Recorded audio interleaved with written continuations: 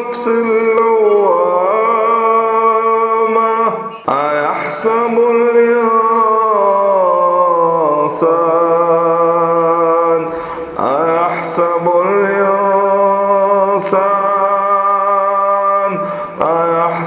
الإنسان أن لن نجمع عظاما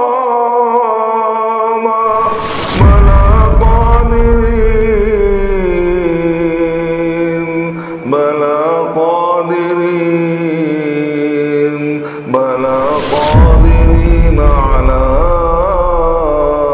أن نسوي بنانا. فقد قال الله عز وجل في القرآن المجيد والفرقان الحميد: فأعوذ بالله السميع العليم من الشيطان الرجيم من همزه ونفخه ونفثه. بسم الله الرحمن الرحيم. وجاهدوا في الله حق جهاده هو اجتباكم وما جعل عليكم في الدين. سبحانك لا علم لنا إلا ما علمتنا إنك أنت العليم الحكيم. رب اشرح لي صدري ويسر لي أمري واحلل عقدة من لساني يفقهوا قولي. اللهم رب زدني علما ربنا یسر ولا تعسر وتمم بالخیر. احباب ذی وقار، نوجوانان اسلام، پیارے بچوں، خواتین و حضرات، اللہ تبارک و تعالیٰ کا بے پایہ شکر احسان ہے کہ اس رب القدوس، رب الودود، رب العالمین، احکم الحاکمین، ارحم الراحمین نے ہم سب کو بصحت و عافیت، دین پر، ایمان پر زندہ اور تابندہ رکھا. یہ اس کی نوازشیں، اس کا انعام، اس کا اکرام ہے، اس کا فضل اور اس کا کرم ہے. درود و سلام ہوں اللہ کے ان تمام برگزیدہ بندوں کے اوپر، نبیوں، رسولوں، پیغمبروں کے اوپر. اللہ کی رحمتیں ہوں بالخصوص نبی آخر الزماں جناب محمد رسول اللہ صلی اللہ علیہ وسلم پر، تمام صحابہ پر، محدثین پر، ائمہ دین پر، مجتہدین پر اور سارے صالحین کے اوپر. تو جیسا کہ آپ سب کو اس بات کا علم ہے کہ ہماری گفتگو کا جو سلسلہ چل رہا ہے وہ دنیا اپنے اختتام کی طرف، یعنی قیامت کی نشانیوں کے متعلق باتیں چل رہی ہے. اور گزشتہ نشست میں ہم نے جنگ و حرب کے بارے میں سنا تھا کہ قرب قیامت میں جنگوں کا ایک عظیم سلسلہ شروع ہو جائے گا. ایک روایت جو مسلم شریف کتاب الفتن کی میں نے آپ کے سامنے رکھی تھی کہ اللہ کے پیارے حبیب علیہ الصلوۃ والسلام نے ارشاد فرمایا کہ مسلمانوں اور عیسائیوں کے درمیان مصالحت ہوگی، پھر وہ صلح ٹوٹ جائے گی اور پھر ایک عظیم اور خون ریز جنگ برپا ہوگی. پھر ایک اور روایت آپ کے گوش گزار کیا تھا کہ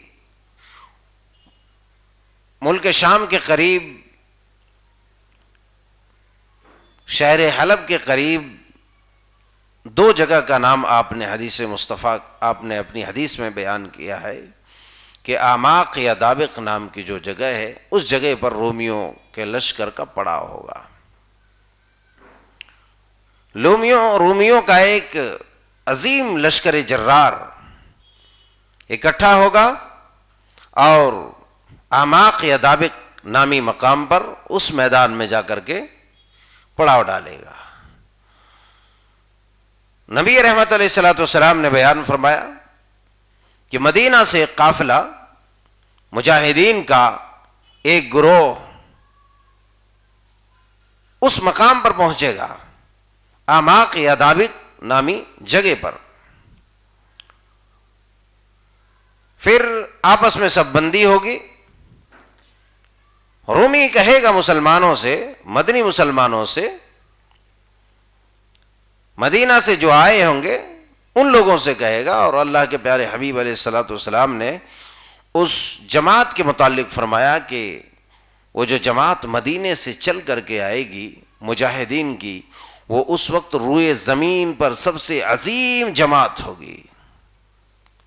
خیار من اہل الارض، روئے زمین پر سب سے بہترین جماعت ہوگی وہ مجاہدین کی جماعت، اپنے ایمان، عقیدے، اخلاق، عادات، کردار اور جنگی صلاحیتوں کے حساب سے وہ سب سے افضل ترین لوگ ہوں گے۔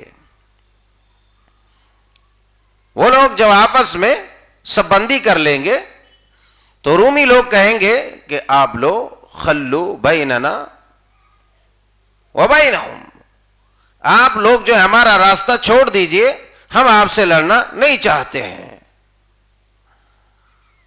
خلو بیننا و بین الذین صبوا منا، کہ ہمارا راستہ چھوڑ دیجئے، ہماری لڑائی صرف اور صرف ان شامیوں سے ہے، آپ سے ہماری لڑائی نہیں ہے۔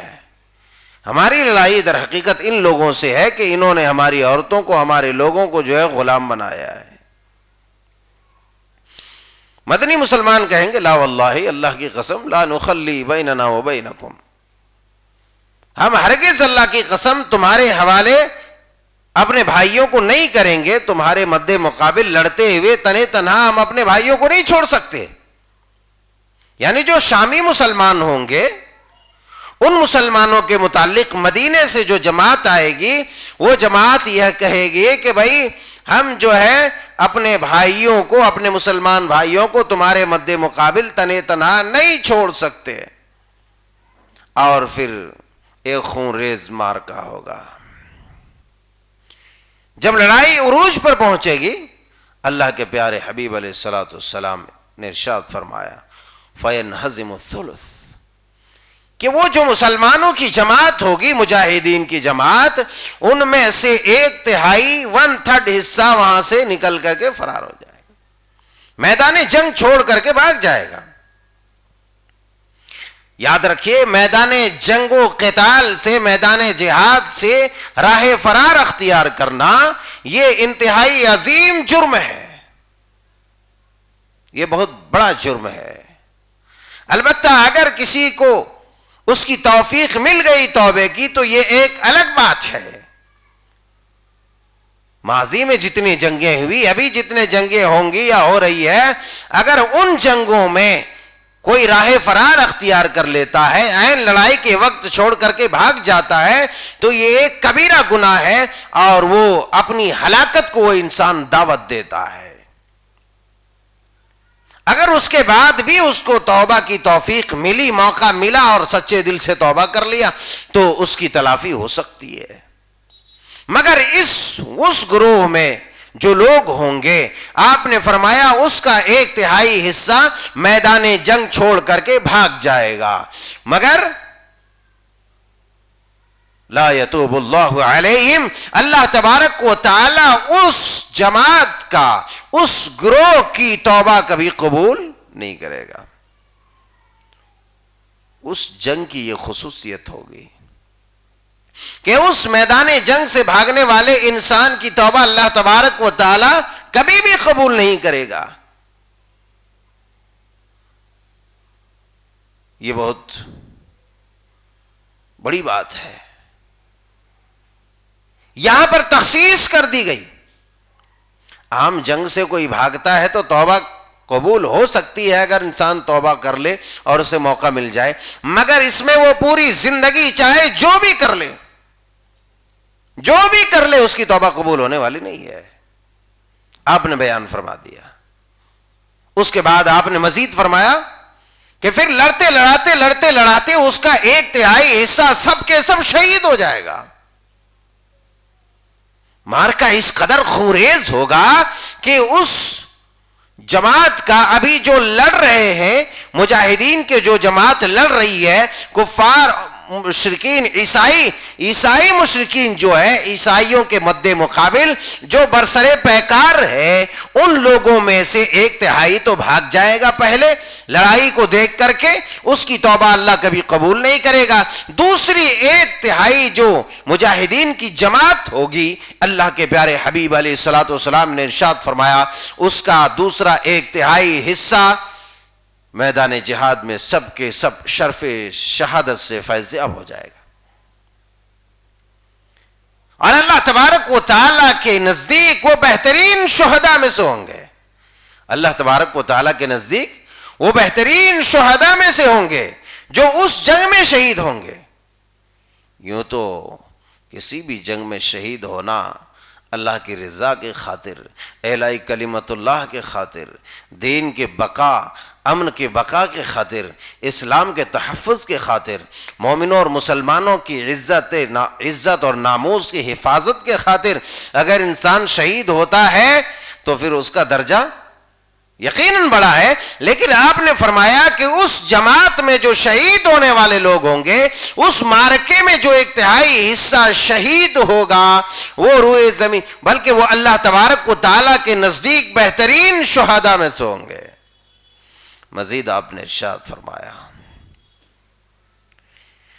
یفتح الثلث، اب اس کا ایک تہائی حصہ فتح یاب ہو جائے گا، باقی جو ایک تہائی حصہ بچے گا مجاہدین کا، اللہ تبارک و تعالی ان کو غلبہ عطا کرے گا، عیسائیوں کو شکست دے گا، ان کے ہاتھوں پر جو ہے فتح اللہ تبارک و تعالی نصیب کرے گا.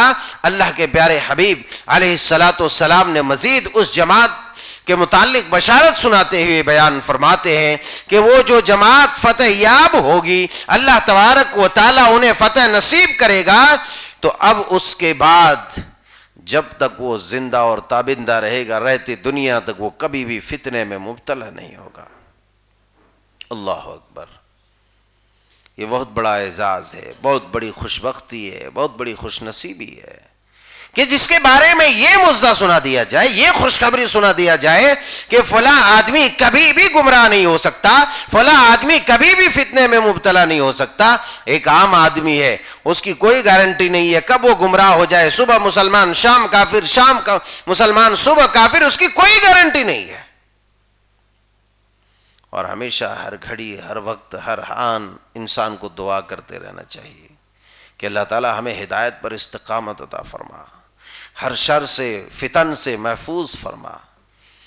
کہ بعض دفعہ ایسا ہوتا ہے کہ انسان سمجھتا ہے کہ میں حق پرست، حق گو، بے باک، وفا شیار ہے، خوب نعرہ لگاتا پھرتا ہے حق پرست، حق گو، بے باک، وفا شیار.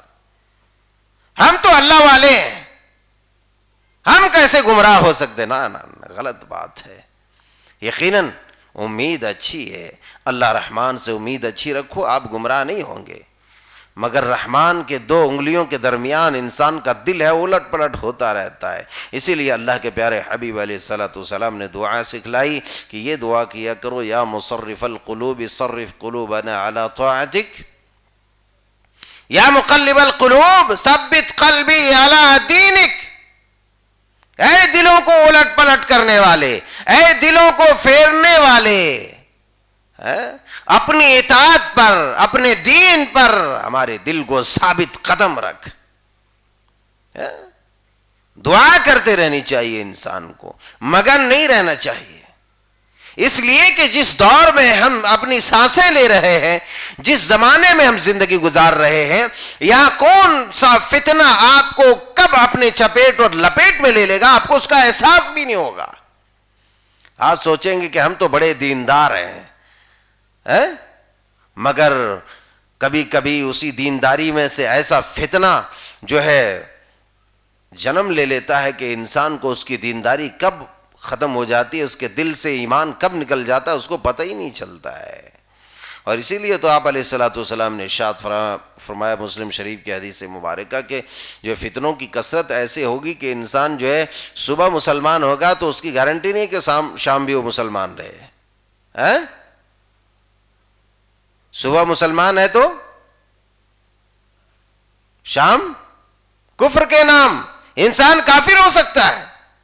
اور باقاعدہ ایسا ہوگا، اور آج بھی ہو رہا ہے، آج بھی ہو رہا ہے. جن فتنوں کے بیچ ہم سانسیں لے رہے ہیں، ہر جگہ پر فتنہ، ہر جگہ پر فتنہ، دینداری کے نام پر فتنہ، تحقیق کے نام پر فتنہ، تحقیق کے نام پر فتنہ، دلائل کے نام پر فتنہ، برائن کے نام پر فتنہ.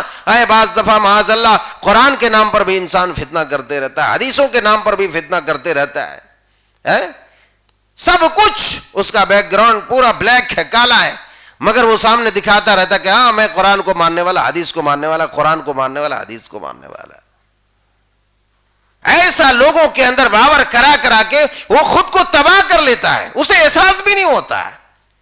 اس لیے کہ خاص طور سے جس انسان کے یہ انانیت آ جائے کہ میں ہی سب سے زیادہ جانتا ہوں، میں ہی سب کچھ جانتا ہوں، میرے پاس ہی سب کچھ ہے، اس کے پاس در حقیقت کچھ بھی نہیں ہے، کیونکہ ایمان تو اس کی زندگی سے نکلتا چلا جا رہا ہے، ایمان اس کے دل سے رخصت ہوتا چلا جا رہا ہے. اب جب ایمان رخصت ہو جائے تو اس کے پاس بچے ہی کیا ہے؟ اس کے پاس صرف اور صرف آگ کی کھائی بچی ہے، جہنم کا ایندھن بچا ہوا ہے خود وہ. تو غرض یہ کہ ہمارے اعمال، ہمارے اخلاق، ہمارے کردار وہ بتانا چاہیے، اور ہمیں اپنے اس قلیل اعمال پر ہمارے اعمال کیا ہے، ہم اعمال کرتے کتنا ہے؟ مشکل سے فرض ادا کرتے، سنت کا تو بیچاروں کا پتہ ہی نہیں رہتا. سلام پھرتے السلام علیکم السلام علیکم، دیکھو باہر آ کر کے وہاں کھڑے وہاں کھڑے وہاں کھڑے، کوئی سنت نہیں پڑھ رہا ہے. کائے نہیں پڑھ رہا؟ یہ سوچ رہا کہ بیٹا ہم تو توحید پرست ہیں، ہم تو سب سے بڑے اہل حدیث ہیں. نہیں بھیا، ایسی اہل حدیثیت کی ضرورت ہی نہیں ہے.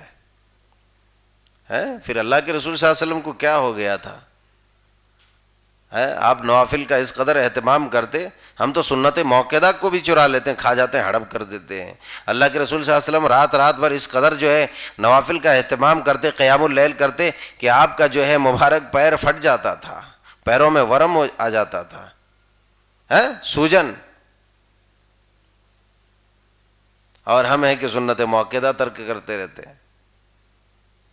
تو سوال یہ ہے کہ ہم اپنے اعمال پر ناز نہ کریں، کیونکہ یہ آپ کی انانیت، آپ کی یہ اکڑ، آپ کی یہ نخوت کب آپ کو کس فتنے میں مبتلا کر دے گی، اور آپ کا ایمان آپ کے دل سے رخصت ہو جائے گا، آپ کو اس کا احساس بھی نہیں ہوگا. پھر صبح مسلمان شام کافر، شام مسلمان صبح کافر والا مسئلہ کہیں لاگو ہو جائے گا تو اور مسئلہ ہے. اور آج کے زمانے میں، یہاں پر میں پہلے بھی بول چکا ہوں اور آج بھی بولتا ہوں، بات آئی ہے کہ اس میڈیا کے زمانے میں سوشل میڈیا پر بھی ہم جو ہے دین اور قرآن حدیث ڈھونڈتے رہتے ہیں. بہت سارے ایسے لوگ مل جاتے ہیں جو خالی ہمیں دلیل ہی سے بات کرتے ہیں، مگر در حقیقت ان کے پاس کچھ ہوتا نہیں ہے، دلیل دکھا کر کے لوگوں کو گمراہ کرتے ہیں. اس لیے میں بارہا کہا کرتا ہوں کہ دلیل ہونا انسان کی حقانیت کے لیے کافی نہیں ہے. اس کے موقف اور اس کے اسٹینڈ کو ثابت کرنے کے لیے صرف دلیل ہونا کافی نہیں ہے. وہ دلیل واقعی خود بتا دے، ثابت کر دے کہ میں ہی دلیل ہوں. دلیل کس کے پاس نہیں ہے بھائی؟ اللہ کے نبی صلی اللہ علیہ وسلم کو جو حاضر ناظر مانتے، کیا ان کے پاس دلیل نہیں؟ جو علم غیب مانتے ان کے پاس دلیل نہیں ہے؟ جو نیاز فاتحہ اور یہ ساری چیزیں کرتے ان کے پاس دلیل نہیں ہے؟ کون کہتا نہیں ہے؟ دلیل ہے، مگر وہ واقعی دلیل نہیں ہے. جسے براہین کہتے وہ دلیل ہے ہی نہیں اس کے پاس. ایک بول دینا ہے اور ایک ثابت ہو جانا، یہ دونوں الگ الگ چیزیں ہیں. تم نے دلیل دے دی ہے، صحیح ہے، مگر کیا وہ واقعی وہاں پر ثابت ہو رہی ہے کہ بھائی واقعی یہ چیز ہے؟ تو ایک الگ بات ہے. دلیل پیش کر دینا اور ثابت ہو جانا دونوں الگ الگ چیزیں ہیں. تو میرا کہنے کا مطلب یہ ہے کہ جن فتنوں سے ہم جنگ کر رہے ہیں، جنگ عظیم ہماری بھی شروع ہو چکی ہے. تو آج ہم جو ہے سوشل میڈیا کے زمانے میں اور انٹرنیٹ کے زمانے میں ہم بھی اپنے اقدامات کو پھونک کر رکھے ہیں. ہم کسی مسئلے کی گہرائی اور گہرائی میں اتنا پڑھنا چاہتے کہ اپنے علم، عقل، فہم و فراست سے بھی ہاتھ دھو بیٹھتے ہیں اور کسی ایک شخص کے پیچھے چل جاتے ہیں اور پھر کہتے ہیں کہ پھر بھی ہم حق پرست ہیں. کسی ایک کی بات کے حوالے، کسی ایک کے حوالے اپنے آپ کو کر دینا، ایک ایسی حق پرستی ہے. ایک ہی شخصیت، ایک ہی ذات ایسی ہے جس کے حوالے انسان کر دے تو گمراہ نہیں ہو سکتا. وہ جناب محمد الرسول اللہ صلوات اللہ علیہ صلاۃ دائمہ، وہ نبی آخر الزمان کی ذات گرامی ہے. مگر ہم کیا ہر علم غلم جمن جمراتی شبراتی سب کو دیکھتے ہیں، اس کو بھی دیکھتے ہیں. ہاں یہ تو بڑی اچھی گفتگو ہے، اس نے تو بڑے اچھے انداز میں ثابت کیا، اس نے تو بڑے اچھے انداز میں پروف کیا ہے. اور اسی پروف کے چکر میں جو ہم اپنے آپ کو مٹنے والے حروف کی طرح مٹا دیتے ہیں. تو کاہے کرتے ہیں؟ ایسا ہمیں نہیں کرنا ہے, ہمیں ایسے نہیں کرنا ہے. سب سے پہلے اگر حقیقت کو سمجھنا ہے کسی بھی انسان کو, تو کسی ایک خاص کے چشمے کو اتار کر کے عام چشمہ لگانا پڑے گا, ہے نا. اب میں ہوں, آپ ہیں, کوئی بھی ہے, کسی ایک آدمی کا معتقد ہے بھائی کہ نہیں وہ آدمی سب سے صحیح ہے, اس سے صحیح کوئی نہیں ہے. اب اس کا چشمہ ہم نے پہنا ہوا ہے تو خالی وہی چاروں طرف نظر آئے گا, تو وہ اتار کر کے دوسری آئینک جا کے دکان میں خرید کے وہ لگاؤ اور پھر دیکھو تو تمہیں صاف صاف نظر آئے گا.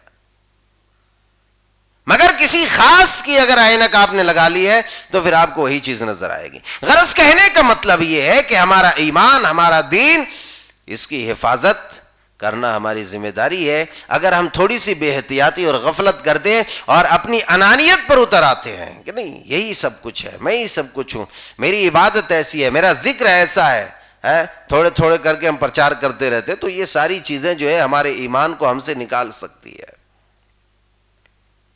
بہر صورت تو جس آدمی کے بارے میں یہ ضمانت دے دی جائے کہ اب کے بعد یہ انسان فتنے میں پڑ ہی نہیں سکتا, اس سے بڑی بشارت کچھ بھی نہیں. غرض یہ کہ یہ جنتی ہونے کی بشارت ہے انسان کے لیے. کیا ہے بشارت؟ جنت میں جانے کی, کہ اب اس کے بعد یہ فتنے میں نہیں پڑ سکتا. ایک گارنٹی دے دی آپ نے کہ وہ جو جماعت جس کے ہاتھوں پر اللہ تبارک و تعالی فتح نصیب کرے گا, اس جماعت کو, وہ چھوٹی سی جو جماعت ہوگی, اللہ تعالیٰ اس کو کبھی فتنے میں پڑنے نہیں دے گا. اللہ تعالیٰ ہم سب کو ہر طرح کے فتنے سے بچائے. تو ایک اعزاز ہے. اسی لیے میں نے کہا کہ ہمیں ہر آدمی کو دعا ہی کرنی چاہیے کہ اللہ تعالیٰ ہمارے دل کو اپنی اطاعت پر ثابت قدم رکھ. ثابت قدم رہنا اور ایک اپنا الگ پرچار کرنا, یہ دونوں الگ الگ چیز ہے. آج کل زیادہ تر انسان منہ میاں مٹھو بنتا ہے, بولتے رہتا ہے, تعریفیں کرتے رہتا, میں ایسا ویسا نہیں ہے. دعا کرو کہ یا مصرف القلوب صرف قلوبنا علی طاعتک ربنا لا تزغ قلوبنا بعد اذ هديتنا وهب لنا من لدنك رحمة. دعا کرو کہ سیدھا ہونے کے بعد ہمارے دل کو ٹیڑھا نہ کریو مالک. تو غرض یہ کہ یہ ایک عظیم جنگ ہوگی جس میں اللہ تبارک و تعالی مسلمانوں کو فتح نصیب کرے گا. ایک اور جنگ ہوگی, ایک اور جنگ ہوگی. حضرت عبداللہ ابن مسعود رضی اللہ تعالیٰ عنہ, یہ بھی مسلم شریف کی تن کی حدیث مبارکہ ہے. حضرت عبداللہ ابن مسعود رضی اللہ تعالیٰ عنہ بیان فرماتے ہیں کہ شام کی طرف اشارہ کرتے ہوئے آپ فرما رہے تھے کہ ادھر ایک جو ہے عظیم لشکر اکٹھا ہوگا. شام کی طرف اشارہ کرتے ہوئے آپ فرما رہے تھے کہ یہاں پر اس جانب, روم بھی اسی جانب ہے, کہا کہ اس جانب, تو پوچھنے والے نے پوچھا کہ روم کی طرف آپ کا ارادہ ہے؟ کہا جی ہاں. کہا کہ اس جانب ایک بڑا لشکر اکٹھا ہوگا اور تم مجھ سے لڑو گے. فرمایا کہ جب وہ وقت ایسا ہوگا کہ نہ کسی کو مال غنیمت کی خوشی ہوگی اور نہ ہی کسی کو میراث ملنے کی خوشی ہوگی. انسان کو مال ملتا ہے تو خوش ہو جاتا ہے نا, مال ملتا ہے تو خوش ہو جاتا ہے. تو آپ نے فرمایا کہ اس وقت نہ کسی کو میراث ملنے کی خوشی ہوگی نہ کسی کو مال غنیمت کی خوشی ہوگی. جب جیتنے والی, فتح یاب ہونے والی جو قوم ہوتی ہے, مجاہدین کی جماعت ہوتی ہے, ان کی حوصلہ افزائی کے لیے اور ان کے دل کو رکھنے کے لیے, مزید ان کی بہادری میں جو ہے چار چاند لگانے کے لیے اللہ تبارک و تعالیٰ نے ان کے جو ہے قلاشیت اور ان کے افلاس کو, مفلوق العالی کو دور کرنے کے لیے مال غنیمت کو جائز قرار دیا. اور مال غنیمت جب جنگ جیت جاتے تو مال غنیمت مجاہدین کے ہاتھ آتا, تو مجاہدین خوش ہوتے کہ بھئی ایسا اتنا مال ملا, اتنا ملا. آپ علیہ الصلوۃ حضرت عبداللہ ابن مسعود رضی اللہ تعالیٰ عنہ بیان فرماتے ہیں کہ نہ اس وقت کسی کو مال غنیمت کی خوشی ہوگی اور نہ ہی اس وقت کسی کو میراث ملنے کی خوشی ہوگی کہ بھئی ایک آدمی چلو مر گیا, اب باقی لوگوں میں اس کا جو مال تھا وہ بٹ جائے گا. ہاں، دل کو تھامنے کے لیے ایک یہ بھی ایک ذریعہ ہے دل کو مضبوط کرنے کا. تو آپ نے اس انداز میں بیان کیا. پھر جو ہے آپ نے وہ سلسلہ بیان فرمایا کہ اس جانب جو ہے ایک عظیم لشکر اکٹھا ہوگا اور تم ان سے لڑو گے، تم ان سے جہاد کرو گے، ان سے تمہاری جنگ ہوگی، اور اس قدر خونریز جنگ ہوگی، اس قدر عظیم اور بھیانک، ہیبت ناک، خوفناک قسم کی مارکہ آرائی ہوگی کہ اس جنگ میں انسان مسلمان پہلے دن جب جنگ شروع ہوگی تو اس عہد کے ساتھ نکلیں گے کہ یا تو وہ فتح یاب ہو جائے یا تو اللہ کے حوالے اپنی جانیں کر دے، یا تو وہ جیت کر کے آئے یا پھر اپنے آپ کو قربان کر دے اللہ کے راستے میں. وہ فتح کے عہد یا شہادت کے عہد کر کے نکلیں گے. ہمیں دو میں سے کوئی ایک ملنا ہے. اور یہ بہت بڑا اعزاز ہے مسلمانوں کا، یہ بہت بڑا فضل ہے، یہ بہت بڑی شرف کی بات ہے کہ اللہ تبارک و تعالی نے مسلمانوں کو یہ شرف عطا کیا ہے کہ اگر وہ جنگ جیت بھی جاتا ہے تب بھی خوشی اس کے لیے ہے، اگر جنگ ہار بھی جائے تب بھی ایک جیت اس کے لیے ہے. ظاہری طور پر یہ ہار جاتا ہے، اسباب کے طور پر یہ ہار جاتا ہے، مالی طور پر یہ ہار جاتا ہے، مگر حقیقی معنوں میں شرف شہادت سے جب یہ فیض یاب ہو جاتا ہے تو اس سے بڑی کوئی جیت نہیں ہو سکتی کہ انسان کو جو ملنا چاہیے فقط فاز فوزا عظیما، کہ اللہ تبارک و تعالیٰ اس کو بڑی کامیابی سے ہمکنار کر دے، جنت میں داخل کر دے. اور شہداء کا مقام جنت میں کیا ہے؟ سبحان اللہ بحمدہ سبحان اللہ العظیم. بہت بڑا مقام اللہ تبارک و تعالیٰ نے رکھا ہے. شہداء کے مقام کو صرف جاننے کے لیے اتنی بات ہی کافی ہے. کتنی بات؟ اتنی بات کہ جب سارے لوگ جنت میں چلے جائیں گے، ہے نا، سارے لوگوں کا مسئلہ حل ہو جائے گا، جنت دیکھنے سننے کے بعد کوئی اس طرح کی تمنا نہیں کرے گا کہ میں پھر سے دنیا میں جاؤں. مگر ایک جماعت ایسی ہوگی جو پھر سے اللہ سے گزارش اور ریکویسٹ کرے گی کہ اللہ ہمیں دوبارہ دنیا میں بھیج اور پھر ہم تیرے راستے میں اپنی جان کا نذرانہ پیش کر کے آئے. بتاؤ جنت دیکھنے کے بعد کون ایسا کر سکتا ہے؟ جنت کی بادشاہت ہے، جنت کی نعمتیں ہیں، اور وہاں کی آرائشیں ہیں، وہاں کی لذتیں، وہاں کی ساری چیزیں. ان تمام چیزوں کو چھوڑ کر کے یہ حقیر ذلیل تکلیفوں والی دنیا میں، فتنوں والی دنیا میں کون آنا چاہے گا؟ لیکن شہادت کا مزہ اس قدر شیریں ہے، اس قدر لذیذ ترین ہے کہ مجاہدین یہی کہے گا کہ اللہ ہمیں دنیا میں دوبارہ بھیج دے تاکہ وہ شہادت کی جو لذت ہے اس لذت کو ہم دوبارہ چکھیں. اور اللہ کے پیارے حبیب علیہ الصلوۃ والسلام نے بھی اسی چیز کی خواہش کی تھی کہ میں قتل کر دیا جاؤں، پھر زندہ کروں، پھر قتل کر دیا جاؤں، پھر زندہ ہو جاؤں، پھر قتل کر دیا جاؤں تیرے راستے میں. اللہ اکبر. اللہ کے پیارے حبیب علیہ الصلوۃ والسلام کی یہ تمنا، یہ آرزو ہمیں بتاتی ہے کہ یہ کتنی عظیم چیز ہے، کتنا بڑا شرف ہے اور کتنا بڑا فضل، کتنی بڑی عنایت ہے. تو بہرحال وہاں بھی مجاہدین کیا کریں گے؟ مجاہدین اس عہد و پیمان کے ساتھ نکلیں گے کہ یا تو جنگ جیت کے آنی ہے یا تو پھر اپنے آپ کو کر دینی ہے فانی، اپنے آپ کو فنا کر دینا ہے. چنانچہ اس عہد کے ساتھ نکلیں گے اور ایک خونریز مارکا، ایک ہیبت ناک جنگ ہوگی، یہاں تک کہ لڑتے لڑاتے شام ہو جائے گی اور پھر کسی نتیجے کے بغیر اندھیرا ہو جانے کی وجہ سے وہ جنگ کو روک دینا پڑے گی. لیکن مسئلہ یہ ہوگا کہ مسلمانوں کے جانب سے جو لشکر شامل جنگ ہوگا وہ تمام کے تمام لشکر شہید کر دیے جائیں گے. پھر دوسرے دن اسی طرح کی جنگ ہوگی، پھر تیسرے دن اسی طرح کی جنگ ہوگی، اور دوسرے دن بھی اسی عہد و پیمان کے ساتھ نکلے گا. پھر رات ہو جائے گی اور پھر جو ہے جنگ کسی نتیجے میں پہنچے بغیر جو ہے لوگ اپنے اپنے طرف ہو جائیں گے. مگر مسلمانوں کا یہ المیہ ہوگا کہ دوسرے دن بھی تیسرے دن بھی جو ہے سارے کے سارے مسلمان جو جنگ میں شامل ہوں گے سب کے سب شہید کر دیے جائیں گے، سب کے سب قتل کر دیے جائیں گے. اس کے بعد چوتھے دن اب تو مختصر سی جماعت رہ جائے گی نا، چوتھے دن جو ہے نکلیں گے لوگ اسی عہد و پیمان کے ساتھ. کیا پھر ایک بار کوشش کرے گا کہ یا تو ہم جئیں گے یا مریں گے، یا فتح یاب ہوں گے یا ہم شہید کر دیے جائیں گے. اس عہد و پیمان کے ساتھ نکلے گا، مگر فضل الہی یہ ہوگا کہ معرکہ آرائی اس قدر شدید اور خون ریز ہوگی، اس کے باوجود اللہ تبارک و تعالیٰ مسلمانوں کے اس جماعت کو غلبہ نصیب کرے گا، فتح یاب کرے گا، اور رومیوں عیسائیوں کو شکست فاش نصیب کرے گا. راوی بیان کرتے ہیں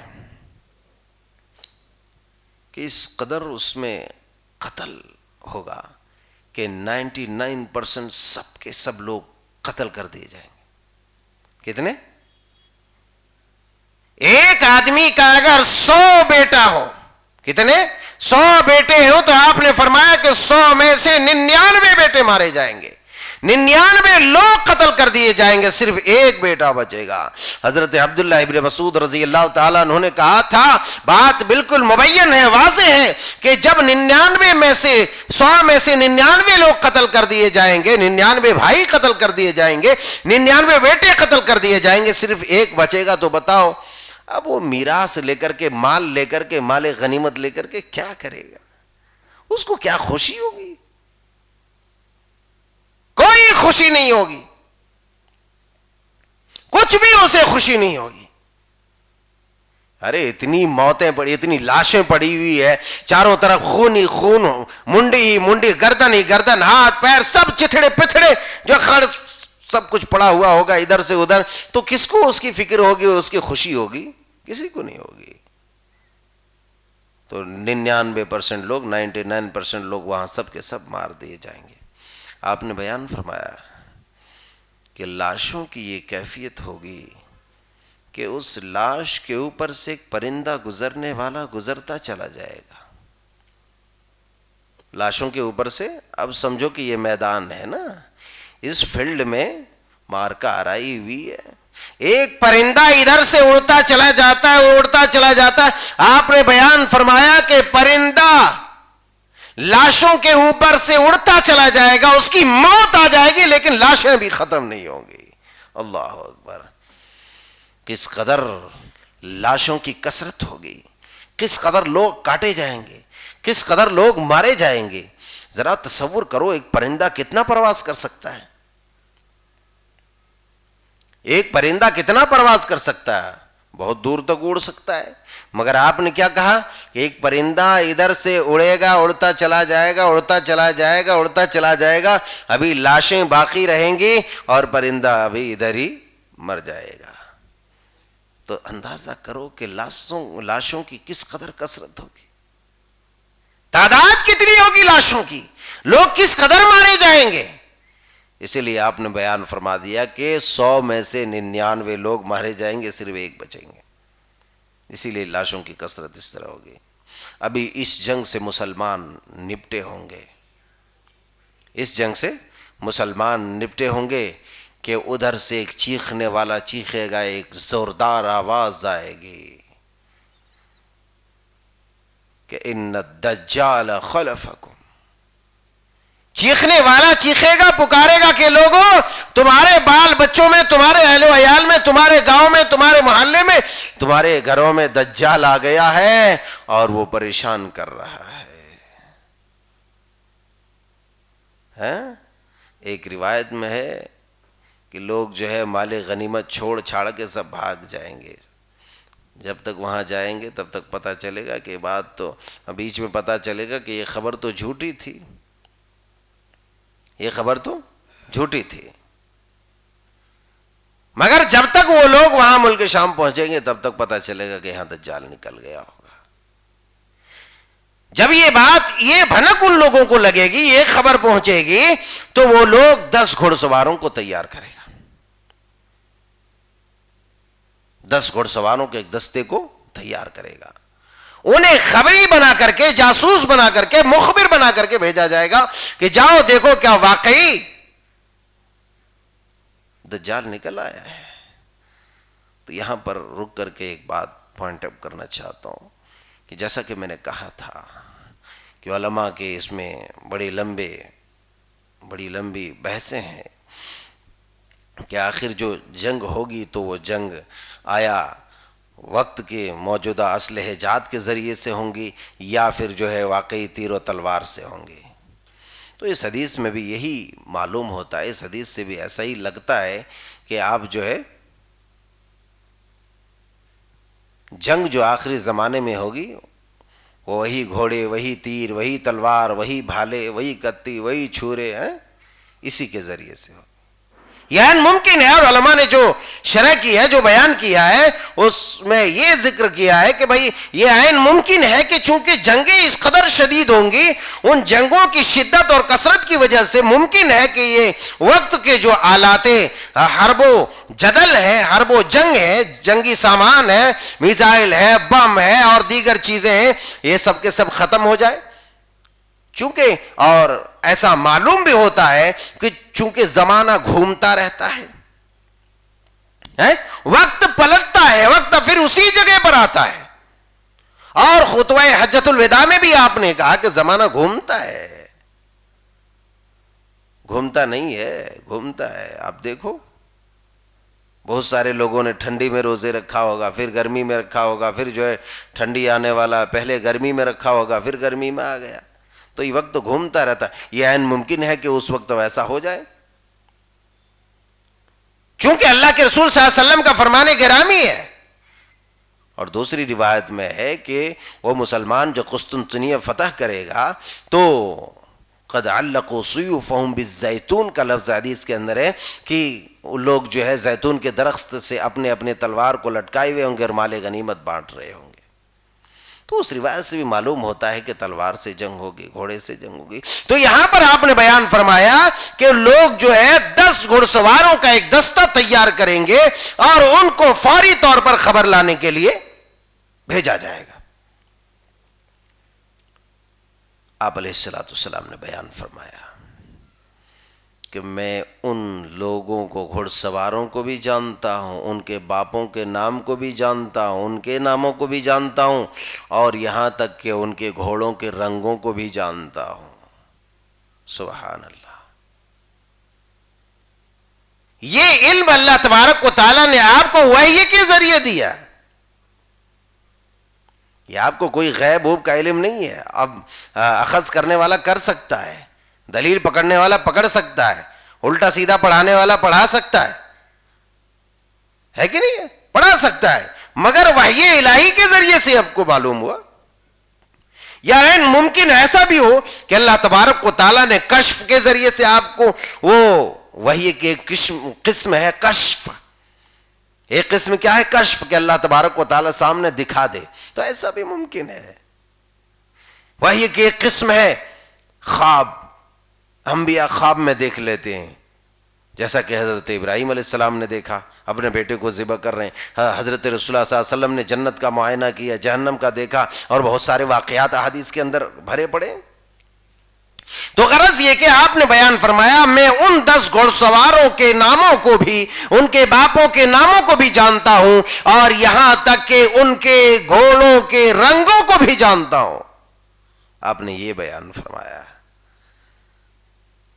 تو گویا کہ وہ لوگ جو گھوڑے کے ذریعے سے تیز سفر کریں گے. ایک اور روایت کے اندر ہے جس کا ابھی میں نے تھوڑا سا ٹکڑا آپ کو بیان فرمایا. ایک روایت میں ہے کہ اللہ کے پیارے حبیب علیہ الصلوۃ والسلام نے ارشاد فرمایا، صحابہ سے کہا کہ کیا تم لوگ جانتے ہو ایک شہر ہے جس کے ایک جانب جو ہے سمندر ہے، ایک جانب خشکی ہے، اس شہر کے بارے میں؟ تو صحابہ کرام نے کہا ہم جانتے ہیں، وہ قسطنطنیہ یعنی ترکی کا شہر استنبول کے بارے میں آپ کی مراد تھی. آپ نے کہا لا تقوم الساعہ، قیامت قائم نہیں ہوگی یہاں تک کہ بنی اسحاق کے 70,000 لوگ ان لوگوں سے جنگ نہ کر لیں. پھر آپ نے مزید بیان فرمایا کہ قسطنطنیہ جو فتح ہوگا، قسطنطنیہ شہر استنبول کو جو مسلمان فتح کریں گے، بنی اسحاق کہ لوگ فتح کریں گے تو اس میں تیر تلوار کا استعمال نہیں ہوگا. آپ نے اس کی وضاحت کر دی کہ صرف کلمہ کے ذریعے لا الہ الا اللہ واللہ اکبر، اس تکبیر کے ذریعے اللہ تبارک و تعالی اس شہر کو فتح کرے گا. آپ کو میں نے پچھلے نشستوں میں یہ بتلایا ہے کہ ایک بار اس شہر کو فتح کیا گیا، مگر دوبارہ وہ عیسائیوں کے ہاتھ میں وہ شہر جائے گا، اور پھر سے مسلمان بنی اسحاق کے جو 70,000 لوگوں کا تذکرہ آپ نے کیا حدیث کے اندر، وہ مسلمانوں کی بڑی جماعت جو ہے اس شہر کو فتح کرے گی، اور اس شہر کو صرف اور صرف کلمہ تکبیر کے ذریعے لا الہ الا اللہ واللہ اکبر کے ذریعے وہ شہر فتح یاب ہوگا. بیان فرماتے ہیں کہ لا الہ الا اللہ واللہ اکبر کا جیسے نعرہ لگے گا، ایک دیوار جو اس کی ہوگی وہ ٹوٹ جائے گی، یعنی زمین پر زلزلہ پیدا ہو جائے گا، اور اس زلزلے کی وجہ سے وہ دیوار ٹوٹ جائے گی اور اس جانب سے جو ہے فوج داخل ہو جائے گی. پھر دوبارہ لا الہ الا اللہ اللہ اکبر کہیں گے، دوسری دیوار، 3 بار، تیسری دیوار، اس طریقے سے سارے راستے کھل جائیں گے اور مجاہدین کی جماعت اس شہر میں داخل ہو جائیں گے اور شہر کو فتح کر لیں گے. شہر کو فتح کرنے کے بعد وہ لوگ جو ہے زیتون کے درخت پر، جیسا کہ ابھی میں نے کہا قد علقوا سیوفهم بالزیتون، کہ زیتون کے درختوں سے اپنی تلواروں کو لٹکا کر کے مال غنیمت تقسیم کر رہے ہوں گے. اسی بیچ ایک زوردار آواز آئے گی کہ لوگوں تمہارے پیچھے، تمہارے اہل و عیال میں، تمہارے بال بچوں میں دجال نکل گیا ہے. اور یہ سنتے ہی سارے کے سارے مسلمان سب کچھ چھوڑ چھاڑ کے دوڑ پڑیں گے اور پھر ادھر جائیں گے. بعد میں معلوم ہوگا کہ یہ خبر باطل اور جھوٹ تھی، مگر جو ہی اپنے شہر میں پہنچیں گے تو معلوم ہو جائے گا کہ وہاں پہنچنے تک جو ہے، وہاں پہنچنے تک یہ بات ثابت ہو جائے گی کہ وہاں تو خبر جھوٹی تھی، مگر جب تک یہ لوگ وہاں پر پہنچیں گے ملک شام، وہاں جو ہے دجال ظاہر ہو چکا ہوگا. تو یہ قیامت کی نشانیاں ہے اور بڑی نشانی ہے. تو قیامت قائم ہونے سے پہلے یہ ساری چیزیں وجود میں آئیں گی. ایک روایت کے اندر جو بخاری شریف کے اندر کتاب الجہاد کے اندر ہے، قیامت کی نشانی بھی ہے. آپ علیہ الصلوۃ والسلام نے فرمایا لا تقوم الساعہ، قیامت قائم نہیں ہوگی حتی تقاتل الترک صغار الاعین حمر الوجوہ کأن وجوہہم المجان المطرقہ. آپ نے فرمایا قیامت قائم نہیں ہوگی یہاں تک کہ تم لوگ چپٹی چھوٹی ناک والے، چوڑے چہرے والے ہیں، ان کے چمڑے چہروں کے بڑے بڑے چوڑے چوڑے ہوں گے، ان لوگوں سے جب تک تم لوگ جنگ نہ کر لو گے. تو ہم اندازہ لگا سکتے ہیں کہ اس طرح کی قوم کہاں پائی جاتی، ناک چپٹی، ہاں چہرے چوڑے چوڑے، آنکھیں چھوٹی چھوٹی. ہاں وہی چین ہے، جاپان ہے، کوریا ہے، اور اس دشے کے جو ہے ایسی قومیں ہیں جن کے اندر یہ اوصاف ہے. بہرحال تو آپ نے فرمایا ان لوگوں سے تم لوگ قتال کرو گے. مزید اس روایت کے آخر میں آپ نے فرمایا کہ تم لوگ قیامت قائم نہیں ہوگی مگر وہ بالوں کے جوتے پہننے والے، بالوں کے جوتے پہننے والی قوم سے جب تک تم لوگ جنگ نہ کر لو. مزید ایک روایت کے اندر آپ نے یوں بھی کہا ہے کہ دیکھو جب جنگ کی بات ہے، پہلے بھی جنگ کی تربیت میں آپ نے ہمیشہ اپنے مجاہدین کو یہ تلقین کیا ہے کہ کبھی بھی جنگ کو اپنی جانب سے پہلے شروع نہ کرے، کبھی بھی. چونکہ قرب قیامت میں بھی جنگ ہوگی تو آخر تک، یہاں مطلوب و مقصود یہ ہے کہ آخری حد تک، یہاں تک کہ دجال تو آئے گا تو خون خرابہ خودے کرے گا. تو اگر اس طرح کی جتنے جنگیں ہوں گی اپنی جانب سے کبھی بھی پہلے جنگ کی ابتدا نہیں کرنا. وہی آپ نے ایک روایت کے اندر بیان فرمایا کہ تم لوگ چھوڑ دو حبشیوں کو اور ترکوں کو، انہیں چھوڑ دو. کہنے کا مطلب یہ ہے کہ ان سے جنگ میں پہل نہ کرو، تم شروع مت کرو. ہاں جب وہ شروع کرے تو تم اسے کچل کے رکھ دو. بہر صورت تو یہ جنگی حالات اور کیفیات تھی جو میں نے آپ کے سامنے رکھی. اب میں مزید اپنی باتوں کو زیادہ طوالت میں نہ ڈالتے ہوئے جنگی سلسلوں کو ہم یہیں ختم کریں گے انشاءاللہ۔ اللہ نے بقید حیات رکھے تو آئندہ ہم اس کے بعد جو دوسری بڑی نشانیاں ہیں اس کے ضمن میں ہم گفتگو کریں گے۔ اللہ جل شانہ سبحانہ تعالیٰ سے دعا ہے کہ مولا کریم ہم سب کو دین پر، دین حنیف پر، ہدایت پر استقامت عطا فرما، ہر طرح کے شر سے، فساد سے بچا، ہر طرح کے فتنے سے بچا۔ اے اللہ موت سے پہلے پہلے سچی توبے کی توفیق دے۔ اے اللہ تو ہم سب کو شہادت نصیب فرما، اپنے مقرب بندوں میں شمار فرما لے۔